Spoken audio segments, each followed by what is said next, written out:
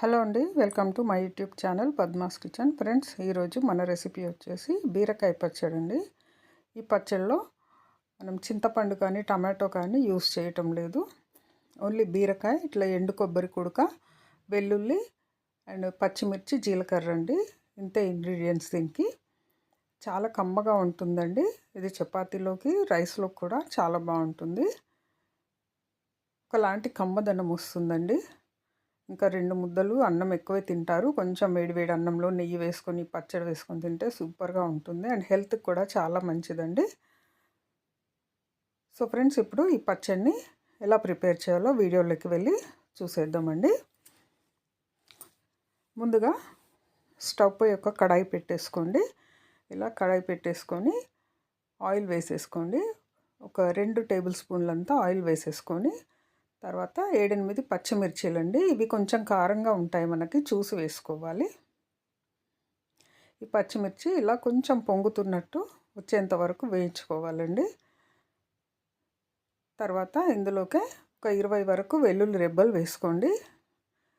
ఈ బీరకాయ రోటి పచ్చడిలో మనకి వెల్లుల్లి రెబ్బలు కొంచెం ఎక్కువగా ఉంటేనే బాగుంటుందండి. ఇవి కొంచెము ఎర్రగా వేయించుకోవాలి. ఇలా కలపండి. బాగా వేయించుకున్న తర్వాత 1 కప్పు కొత్తిమీర తీసుకోండి. ముందుగానే కట్ చేసి కడిగేసి శుభ్రంగా పెట్టేసుకున్న కొత్తిమీరని యాడ్ చేసేసేయండి. ఇలా యాడ్ చేసిన తర్వాత కొంచెం కలపాలండి. ఇది కూడా కొంచెం ఫ్రై కావాలి మనకు. ఈ కొత్తిమీర కూడా హెల్త్కి మంచిదండి, కంటి చూపుకు మంచిది అండ్ హీమోగ్లోబిన్ పెంచుతుంది.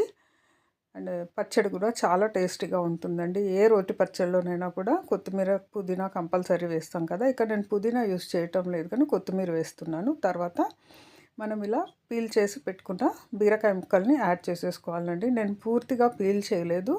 ఆ బీరకాయ మీద ఉన్న సన్న లైన్ ఉంటుంది కదండి, అది మాత్రమే పీల్ చేశాను. సో పొట్టు మొత్తం మనం తీయం కాబట్టి ఫైబర్ దీంట్లో చాలా ఉంటుంది. తప్పకుండా అందరింట్లో ట్రై చేయాల్సిన పచ్చడండి ఇది. సో ఇవి కొంచెం మగ్గనివ్వాలండి. 1 టేబుల్ స్పూన్ అంతా ఉప్పు వేసేస్తున్నాను నేను.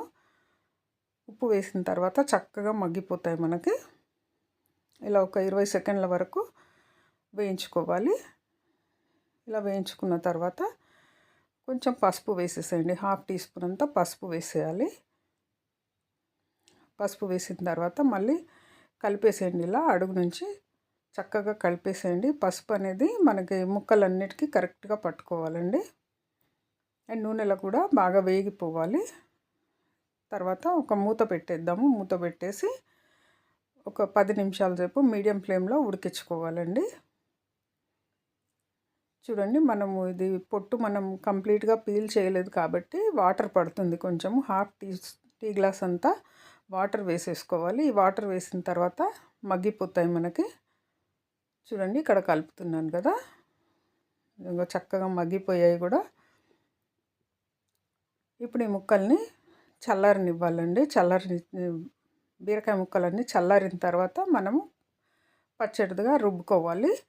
ఇవి చల్లారేలోపు ఒక మిక్సీ బౌల్లో 1 టేబుల్ స్పూన్ ఫుల్గా జీలకర్ర వేసుకోండి. తర్వాత ఇందాక నేను చూపించాను కదా ఎండు కొబ్బరి కుడక, దాన్ని ఇలా సన్న ముక్కలుగా కట్ చేసుకొని వేసుకోవాలండి. మరీ సన్నగా కాకుండా మరీ బరకగా కాకుండా ఇలా నేను చూపిస్తున్న విధంగా పొడి చేసేసుకోవాలి. కొబ్బరి పొడి, జీలకర్ర, కొబ్బరి పొడి చేసేసుకోవాలండి. తర్వాత ఇప్పుడు మనం చల్లారబెట్టుకున్న బీరకాయ ముక్కల్ని ఇందులో వేసేసుకోవాలి. బీరకాయ ముక్కలు, వెల్లుల్లి అండ్ పచ్చిమిర్చి అండి. ఉప్పు వేసి ఉడికించుకున్నాం కదా, ఇవన్నీ వేసేసి ఒక 2 పల్సులు ఇవ్వాలండి. మరీ ఎక్కువగా మిక్సీ పట్టొద్దు, 2 పల్సులు ఇస్తే సరిపోతుంది. చూడండి, ఇలా ఉండాలి మనకి. బాగా మెత్తగా ఉడికిపోయాయి కదా మనకి. 2 పల్సులు ఇవ్వగానే ఇలా అయిపోయింది. అంటే కలుపుకున్నప్పుడు తెలుస్తుందండి మనకి. ఆ కొత్తిమీర, పచ్చిమిర్చి, వెల్లుల్లి కొంచెం ముక్కలుగా తగులుతుంది మనకి.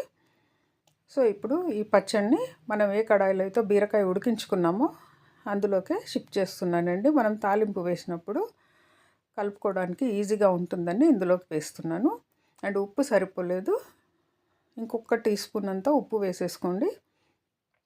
చూడండి, మీరు తినేదాన్ని బట్టి వేసేసుకోవాలండి ఉప్పు. నాకైతే సరిపోలేదు. అందుకే ఇంకో టీ స్పూన్ వేసాను. ఇలా కలిపేసుకోండి. తర్వాత ఒక చిన్న కడాయి పెట్టేసుకోండి పోపుకి. నూనె వేడెక్కిన తర్వాత హాఫ్ టీ స్పూన్ జీలకర్ర, హాఫ్ టీ స్పూన్ ఆవాలు అండ్ ఒక టేబుల్ స్పూన్ మినప్పప్పు వేసుకోండి. మినప్పప్పు కంపల్సరీ వేసుకోవాలండి. వాసన చాలా బాగా వస్తుంది అండ్ మనము అన్నంలో తింటున్నప్పుడు పంట కిందికి వచ్చి చాలా టేస్టీగా ఉంటుందండి. సో కంపల్సరీ వేసుకోవాలి. తర్వాత లాస్ట్లో ఒక గుప్పెడు కరివేపాకు వేసేసుకోండి. అండ్ ఇప్పుడు ఈ తాలింపుని కడాయిలోకి వేసి కలిపేసి నేను వేరే బౌల్లోకి షిఫ్ట్ చేసుకున్నానండి. ఇది అన్నంతో బాగుంటుంది అండ్ చపాతీతో కూడా చాలా బాగుంటుందండి. చింతపండు టమాటో వేయలేదు కాబట్టి చపాతీతో కూడా సూపర్గా ఉంటుంది. అండ్ ఉప్మా, సేమియా ఇవన్నిటితో కూడా చాలా బాగుంటుందండి. ఫ్రెండ్స్, ఈ వీడియో కనుక మీకు నచ్చినట్టయితే నా వీడియోకి లైక్ చేయండి అండ్ మీ ఫ్రెండ్స్ అండ్ రిలేటివ్స్కి ఈ వీడియోని షేర్ చేయండి అండ్ నా ఛానల్ని సబ్స్క్రైబ్ చేసుకొని నాకు సపోర్ట్ చేయండి ఫ్రెండ్స్. అండ్ సబ్స్క్రైబ్ చేసుకున్న తర్వాత బెల్ ఐకాన్ని క్లిక్ చేయండి. బెల్ ఐకాన్ క్లిక్ చేస్తే నేను చేసే కుకింగ్ వీడియోస్ అన్నీ మీకు నోటిఫికేషన్లో వచ్చేస్తాయండి. మళ్ళీ ఇంకో మంచి కుకింగ్ వీడియోతో మీ ముందు ఉంటానండి. అంతవరకు బాయ్.